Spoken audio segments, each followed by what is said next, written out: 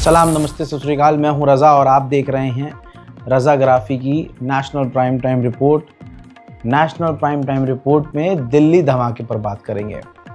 दोस्तों, मैं आपको वो बातें बताना चाहूँगा और वो सवाल दुनिया से करना चाहूँगा कि ये सवाल गोदी मीडिया क्यों नहीं कर रही है। मैं उन बातों पर आपका ध्यान लेकर जाऊँगा जिन बातों पर आपका ध्यान ना जाए, इसकी कोशिश बड़े बड़े लोगों की है।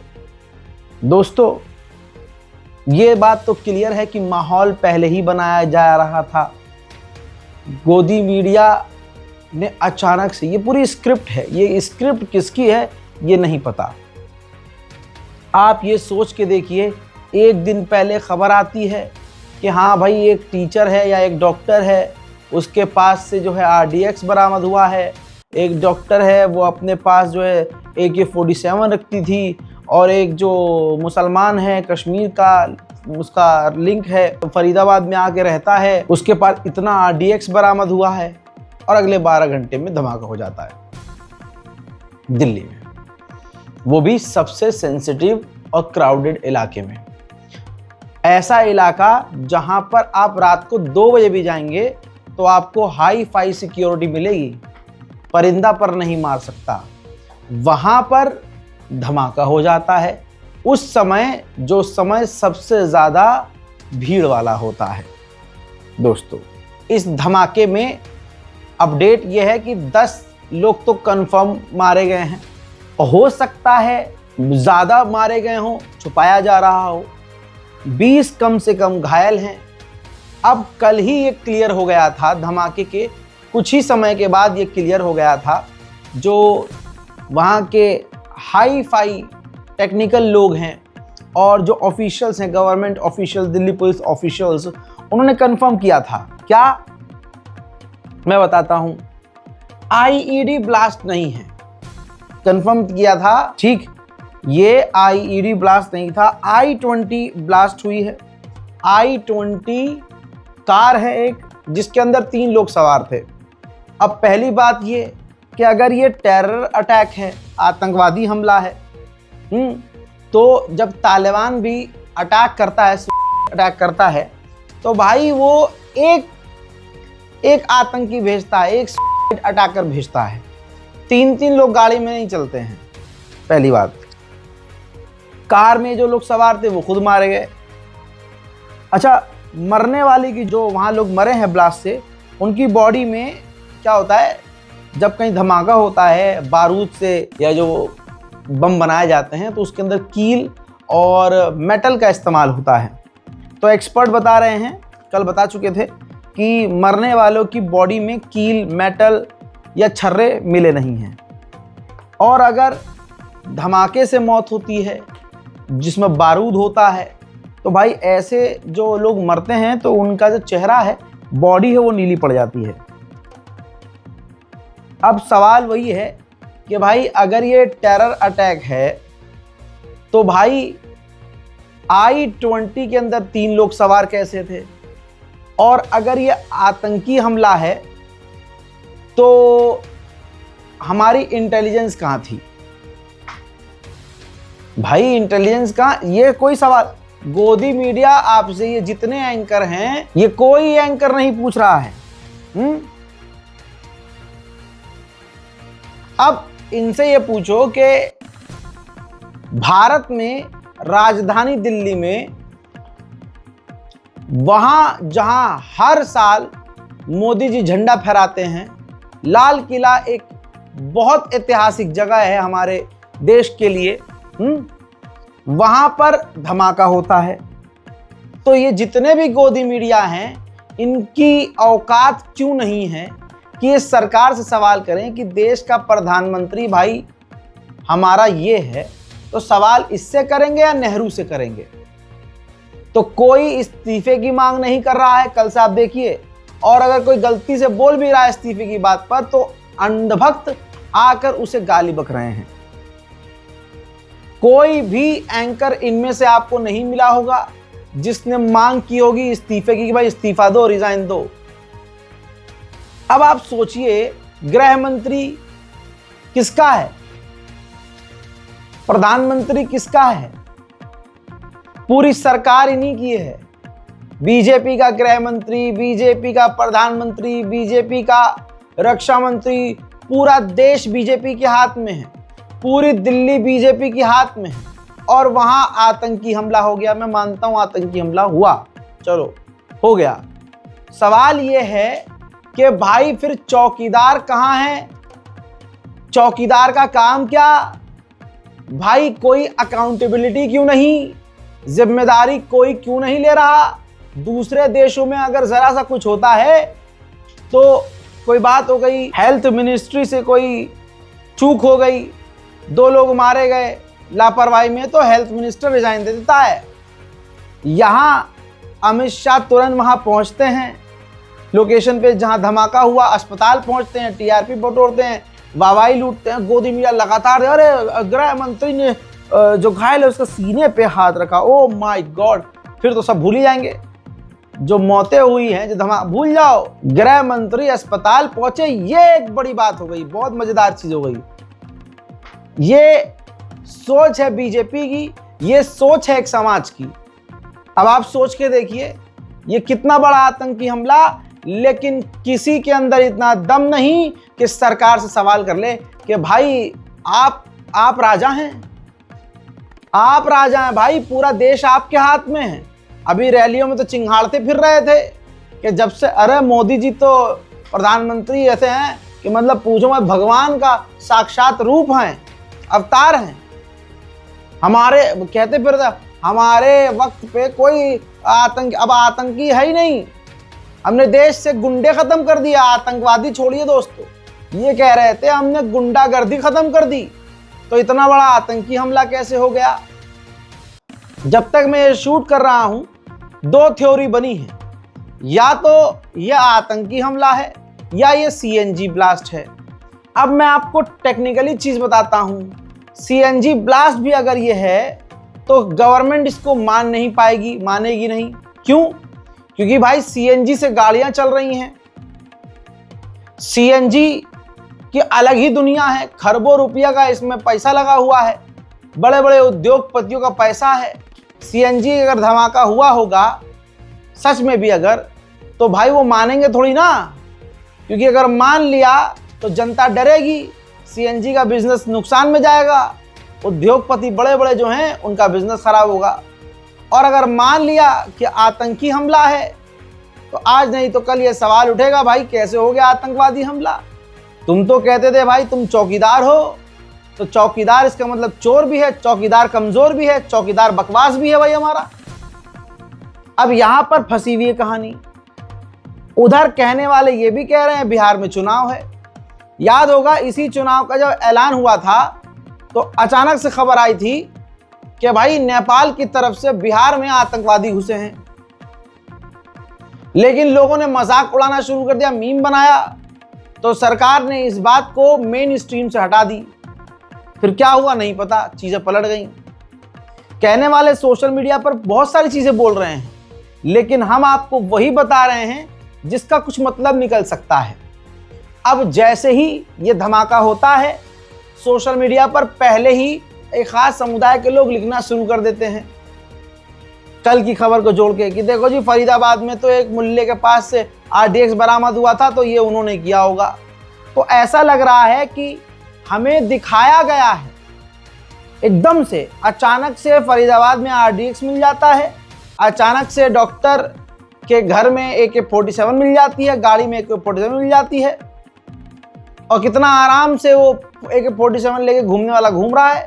ये हमें मीडिया में एक दिन पहले दिखाया जाता है और अगले दिन धमाका हो जाता है, ताकि ऑटोमेटिकली सबका दिमाग इसी चीज पे जाए कि हाँ वो मुल्ले थे ना, मुल्ले, हाँ कल वो उनके पास आरडीएक्स बरामद हुआ और आज कांड हो गया, ये मुल्ले होंगे। आप समझ रहे हो, ये क्रोनोलॉजी है भाई। सबसे बड़ी बात, ये धमाका किसी ने भी किया, वो इतना कैपेबल कैसे है कि मोदी जी के रहते हुए हमारी इंटेलिजेंस कहां गई? सबसे बड़ी बात तो ये है भाई, कहां है इंटेलिजेंस हमारी? कोई गोदी मीडिया ये कितने भी एंकर भड़वागिरी जितने कर रहे हैं, कोई सवाल ये नहीं कर रहा भाई साहब जिम्मेदार कौन। कितने लोगों ने रिजाइन दिया।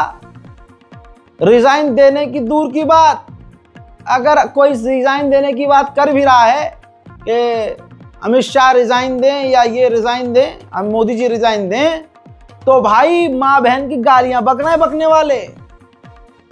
मरने वालों में अगर इनके परिवार वाले होते तब इनको दर्द समझ में आता।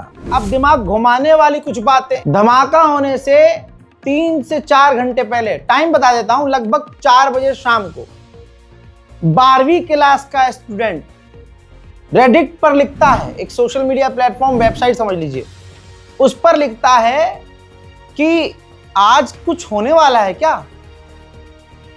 ये सबूत है भाई। Is something going on in Delhi. बताता है कि मैं जब स्कूल से वापस आ रहा था, और मैं झूठ नहीं बोल रहा हूं, कि बहुत सारी पुलिस, आर्मी और मीडिया लाल किले के सामने मौजूद थी। मैं मजाक बिल्कुल नहीं कर रहा हूं। और जब मैं मेट्रो से ट्रैवल कर रहा था तो मेट्रो के अंदर मैंने रोज से ज्यादा आर्मी के जवान देखे। Is something going on like WhatsApp today. यानी ये बच्चा बौखला गया था। ये खुद अपनी इस 2.5 लाइन में, पहली लाइन में बता रहा है, पहली दूसरी लाइन में, कि भैया लाल किले के सामने मीडिया वाले खूब ज्यादा, लाल किले के सामने आर्मी, मेट्रो के अंदर भरपूर, रोज से ज्यादा फौज। और इसने ये ट्वीट किया दोपहर, यानी शाम मान लीजिए 4 बजे, और लगभग 7 बजे 6:51 पर धमाका हो गया। इसकी जवाबदेही को ये चल क्या रहा है भाई, समझ में आ रही है चीजें, क्या कहे आदमी। आपको ये जान के अब हैरानी होगी कि धमाके से 10 घंटे पहले एनडीटीवी को सब कुछ पता ही था। देखिए, समय के साथ साथ जो उसका टाइटल है वो भी स्क्रीन रिकॉर्डिंग के जरिए हम आपको दिखा रहे हैं। ये 13 घंटे पहले का वीडियो जब मैं रिकॉर्ड कर रहा हूं, जब मैं ये शूट कर रहा हूं, तो उस समय 13 घंटा पहले, यानी धमाके से कई घंटे पहले एनडीटीवी ने ये न्यूज चलाई, जिसके अंदर 350 किलो विस्फोटक वाली साजिश किसकी, ये लिखा। अगली लाइन ये लिखी, क्या दिल्ली को दहलाने की थी साजिश, देश दहलाने का प्लान। और वो बंदा जो फरीदाबाद में जम्मू कश्मीर पुलिस ने आकर उस व्यक्ति को गिरफ्तार किया, जिसका नाम आदिल अहमद बताया गया है, आतंकी, जिसके पास AK-47 बताया रहा, वो डॉक्टर है, बहुत पढ़ा लिखा है, उसके पास विस्फोटक बरामद हुए। तो भाई 360 किलो RDX जो बरामद हुए, तो एनडीटीवी ने पहले ही कह दिया था कि दिल्ली को दहलाने की थी साजिश। तो यानी एक तरह से पूरे देश के दिमाग में डाला गया। देखो, मुसलमान एक गिरफ्तार हुआ है कश्मीर का, उसके पास RDX है, और उसके बाद जब ये सबके दिमाग में बैठ गई तो कुछ ही घंटे के बाद धमाका हो गया। फिर से कहूंगा, कहाँ है हमारे देश की इंटेलिजेंस, कहाँ है हमारे देश की जो फोर्स थी, जो हम कहते हैं भाई हमारी खतरनाक है। भाई हमारी जो एजेंसी है काफी खतरनाक है। और ये जो आतंकवादी कश्मीरी पकड़ा गया और जो कुछ भी हुआ इस धमाके से पहले, तो हमारी एजेंसियों को ये सब कुछ पता क्यों नहीं चला। या छोटा सा चाकू लेकर घूमो तो भाई कहीं ना कहीं रगड़ दिए जाते हैं, पकड़े जाते हैं। अगला AK-47 ले घूम रहा था भाई दिल्ली के आसपास के इलाकों में। हलवा भाई, कुछ तो है गड़बड़। लोग सोशल मीडिया पर कई तरह की बातें कर रहे हैं कि ये तो पैतरा पुराना है, थक चुके हैं, मासूम लोग मारे जा रहे हैं। दरब फारूकी लिखते हैं, जो बहुत लोगों के दिमाग में ये चल रहा है। दरब लिखते हैं कि कल, यानी आज जब आप वीडियो देख रहे हैं, तो बिहार में दूसरे चरण की वोटिंग है, और आज दिल्ली में लाल किले के पास बम फटा है। अब सवाल यह है कि क्या पहले चरण में बीजेपी का सुपड़ा साफ हो रहा था, काफी संदिग्ध माहौल बन गया है। इसी तरह से बहुचर्चित अभी दांदिया जो सोशल मीडिया पर बहुत एक्टिव रहते हैं, लिखते हैं वही पुरानी चुनावी पैतरा, पर जनता अब सब समझ चुकी है। अब आपके सामने सलमान नाम का एक व्यक्ति, जो i20 कार है वो कई बार बेची गई। दिल्ली में हुए कार ब्लास्ट की जांच में एक जरूरी गंभीर सीरियस सनसनीखेज खुलासा हुआ। रिपोर्ट के अनुसार जिस Hyundai i20 कार में धमाका हुआ उसे कई बार बेचा गया था, उसका पुलवामा कनेक्शन भी सामने आया है। इस धमाके में 10 लोगों की मौत हुई है दोस्तों, जबकि 24 लोग घायल हुए हैं। दोस्तों कहा जा रहा है कि हरियाणा की गाड़ी थी, ऑनर कई सारे बदले जा चुके थे, लेकिन सलमान नाम के एक मुस्लिम व्यक्ति ने जम्मू कश्मीर के रहने वाले तारिक कश्मीरी व्यक्ति को ये i20 कार बेची थी। अब आप समझ रहे हैं, अगर यह आतंकी हमला है, चलिए मानते हैं, आरएसएस के मानने वालों का भी एक खेल मान लेते हैं कि चलो ठीक है भाई यह आतंकी हमला है, क्योंकि बताया कि जो बंदा फरीदाबाद में पकड़ा गया AK-47 और RDX के साथ, वो कश्मीर का है। अब जो आज धमाका हुआ, जिस गाड़ी में धमाका हुआ, उसे बेचा गया कश्मीरी। घूम फिर के वो एक कश्मीर तक बात पहुंच गई, वो भी पुलवामा का रहने वाला, इसलिए मामला और गंभीर हो गया। सवाल ये है कि अगर ये आतंकी हमला है तो हमारी इंटेलिजेंस कहाँ है, पहली बात। दूसरी बात, जो दावे मोदी जी करते हैं कि देश सुरक्षित हाथ में है और जब से हम हैं हमने आतंकवाद की कमर तोड़ दी है, उस दावे का क्या। तीसरी बात, नाम का मुसलमान अगर ये काम किया है, इस आतंकी हमले में मुस्लिम एंगल सच में है कि मुसलमान ने किया, और हिंदू समाज तो खुश है इसमें कि मुसलमान फंसा, और उनको यही मजा आ गया कि चलो भाई मुसलमान आतंकवादी, सोशल मीडिया पर चल रहा है ये सब। लेकिन उनसे ये कोई नहीं पूछ पा रहा है कि भाई मुसलमान आतंक फैलाए या कोई और, अब्बा तुम्हारे हैं, सरकार तुम्हारी है, विदेश मंत्री तुम्हारा है, फिर काहे नहीं रोक पाए। आतंकी हमला है, ये देश का एक बड़ा हमला है। मान लिया कि आतंकी हमला है तो सवाल तो तब भी तुमसे ही पूछेंगे, या फिर रिजाइन तुम नेहरू से मांगोगे, या फिर दिल्ली के सीएम को तुम केजरीवाल बताओगे कि केजरीवाल को रिजाइन देना चाहिए। मन तो तुम्हारा यही कर रहा होगा। सवाल करने वालों को गाली बकी जा रही है, एक समुदाय, एक समाज, एक वर्ग विशेष के द्वारा। देख लीजिए जाके, आप इसी कमेंट में देख लीजिएगा। अब मान लीजिए आतंकी हमला है, क्योंकि कश्मीर, पुलवामा ये सब जोड़ दिया गया, ठीक, मान लिया भाई, तो भाई आपने तालिबान से दोस्ती क्यों करी? तालिबान को मान्यता देने के लिए आगे क्यों बढ़े? हम मान रहे हैं तालिबान आतंकवादी है। तो ये देश की सरकार, ये मोदी जी अपनी सरकार को क्यों कह दिए कि चलो तालिबान से हाथ मिलाओ? भाई आतंकी है ना, Taliban, ISIS, Daesh, al Qaeda, Pakistan की तहरीक तालिबान पाकिस्तान, सब हैं। तो भाई ये बताओ, आपने तालिबान से दोस्ती क्यों की? नॉर्मलाइजेशन क्यों करना शुरू किया? और अगर इसमें पाकिस्तान का एंगल है तो भाई इसका मतलब पाकिस्तान इतना ताकतवर है कि हमारे मुल्क के अंदर मोदी जी के रहते हुए घुसा हुआ है।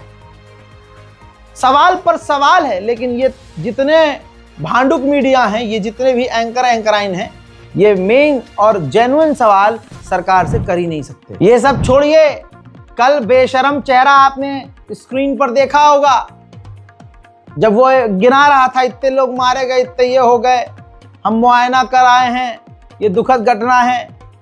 भाई चेहरे पर कोई अफसोस नहीं, कोई माफी नहीं मांगी, किसी ने रिजाइन नहीं दिया, रिजाइन के लिए कोई बोल तक नहीं रहा, आंखों में शर्म बिल्कुल नजर नहीं आई, बल्कि चोर जरूर नजर आ रहा था। दोस्तों, इसी भाजपा सरकार के रहते हुए गिनते हैं, उरी अटैक हुआ, मेरे साथ रहिएगा, उरी अटैक हुआ भाजपा के दौर में, कारगिल अटैक हुआ भाजपा के दौर में, पुलवामा अटैक हुआ बीजेपी सरकार में, अमरनाथ अटैक हुआ बीजेपी सरकार में, पठानकोट अटैक हुआ बीजेपी सरकार में, पार्लियामेंट अटैक हुआ बीजेपी सरकार में, अक्षरधाम अटैक हुआ बीजेपी सरकार में, कंधार IC 814 फ्लाइट हाईजैक हुई बीजेपी सरकार में, कश्मीरी हिंदू को मारा गया बीजेपी सरकार में, पहलगांव अटैक हुआ बीजेपी सरकार में, आज लाल किले पर धमाका हुआ बीजेपी सरकार में। लेकिन रिजाइन नेहरू से मांगा जाएगा, पप्पू राहुल गांधी को बोला जाएगा, आतंकी मुसलमानों को बोला जाएगा। अब यहाँ पर हिंदू मुस्लिम एंगल बड़ा खतरनाक चल रहा है। नफरत के सौदागरों को अगले 1 महीने का कंटेंट मिल गया है। लेकिन सोचिए, जहां धमाका हुआ है वहां हिंदुस्तान मरा है। न हिंदू मरा न मुसलमान मरा, मरा तो हिंदुस्तान मरा। वहां एकता मरी है। लेकिन आप देखिएगा, जो हिंदू मुसलमान कर रहा होगा उसका चेहरा बड़ा खिला होगा, क्योंकि उसके मन की हो गई है। दोस्तों सुनिए मेरी बात, देखिए इस वीडियो को। भाई, जिस इलाके में धमाका हुआ, मुसलमान वहां ज्यादा पाए जाते हैं। जामा मस्जिद लाल किला के इलाके में, दिल्ली चौक के इलाके में। देखिए, जो घायल हुई हैं शाहिना परवीन, दूसरे व्यक्ति घायल हुए अर्शुल, पिता का नाम संजीव सेठी, तीसरा घायल व्यक्ति शिवा जायसवाल, चौथा मोहम्मद समीर, पांचवा जोगेंद्र, छठा है भवानी शंकर शर्मा, सातवीं घायल महिला है Geeta, daughter of Shiv Prasad. Share कीजिएगा इस वीडियो को। आठवां घायल है व्यक्ति विनय पाठक, सन ऑफ रामाकांत, नवा पप्पू, सन ऑफ दुधवीराम। 10वें नंबर पर घायल पाए गए हैं मिस्टर विनोद, 11वें पर शिवम झा, वल्द संतोष झा, 12वें पर मोहम्मद शाहनवाज, पिता का नाम अहमद जम्मन, 13वां घायल व्यक्ति अंकुश शर्मा, पिता का नाम सुधीर शर्मा, 14वें नंबर पर घायल हैं अशोक कुमार, बाप का नाम जगबंश सिंह, 15वां घायल व्यक्ति है मोहम्मद फारूक, वल्द अब्दुल कादिर घायल हैं। 16वें नंबर पर तिलक राज, पिता का नाम किशन चंद। 17वें नंबर पर घायल व्यक्ति है मोहम्मद सफवान, वल्द मोहम्मद गुफरान। 18वें नंबर पर मोहम्मद दाऊद, वल्द जानुद्दीन, जो घायल हैं। 19वें नंबर पर किशोरी लाल, पिता का नाम मोहनलाल। 20वां जो घायल व्यक्ति है आजाद, पिता का नाम रसूद्दीन। तो आप समझ सकते हैं, हिंदू मुसलमान दोनों घायल हैं। मारे जाने वालों में भी मुसलमान बताए गए हैं। भाई, यहाँ हिंदू मुसलमान बिल्कुल न करना, क्योंकि जो हिंदू मुसलमान करते आए हैं उनके बल्ले बल्ले हैं। मेरे दोस्तों, आप समझ सकते हैं, नफरत जीत रही है। अब इस धमाके से 1-2 चीज और होंगी। दिल्ली में जो पॉल्यूशन है, इस पर कोई सवाल नहीं करेगा। इस धमाके में दिल्ली का प्रदूषण दब जाएगा। इस धमाके में वोट चोरी दब जाएगी। इस धमाके में ब्राजील की जो मॉडल है, उसका जो खुलासा नंगा हुआ है एक आदमी, वो मामला दब जाएगा। वोट चोरी का मामला चल रहा था, वीडियोस आ रही थी कि बिहार में ये सब ड्रामा हो रहा है, फर्जीवाड़ा हो रहा है। इस धमाके में वो भी गायब हो जाएगा, वो मामला भी दब जाएगा। तो दोस्तों, दुआ कीजिए कि सच सामने आए और NIA और जो हमारी तंजीमें हैं वो जो रिपोर्ट सामने ले आए, अल्लाह उन्हें हिम्मत दे कि सच सामने ईमानदारी से लेकर आए, या सच में जो असलियत हो, ऊपर वाला, हाँ ज़्यादा ऊपर वाला नहीं, ये वाला जो बैठा है अभी, वो उन्हें सच लाने से रोके ना, रोक ना पाए, सच सामने आए। बहरहाल, भीड़ भाड़ में जाने से बचिए। फर्जी फेक वीडियो, फेक खबरों को शेयर करने से बचिए। किसी भी अफवाह को मत मानिए। सरकार की संस्थाओं को, अपने इलाके की पुलिस को, अपने स्टेट पुलिस को फॉलो कीजिए ट्विटर पे, और किसी भी गलत खबर को, अनकन्फर्म रिपोर्ट को शेयर मत कीजिए। बिना जांच किए सोशल मीडिया पर कुछ पोस्ट मत कीजिए। फिलहाल के लिए यही आपको करना है। भीड़ भाड़ में जाने से बचना है और सतर्क सावधान रहना है। कोई संदिग्ध वस्तु नजर आए, किसी इंसान पर शक हो, आसपास के थानों में या ऑफिशियल्स को जाकर जानकारी देनी है। मेरी बात में अगर आपको एक भी बात सच लगी है तो इस वीडियो को शेयर कीजिएगा। अपने मुल्क के साथ खड़े रहिए, टूटने से बचाइए इस देश को। हिंदू मुसलमान करने वालों से, नफरत के सौदागरों से दूरी बनाइए। मैं हूं रजा और आप देख रहे थे रजाग्राफी अनस्क्रिप्टेड। जय हिंद।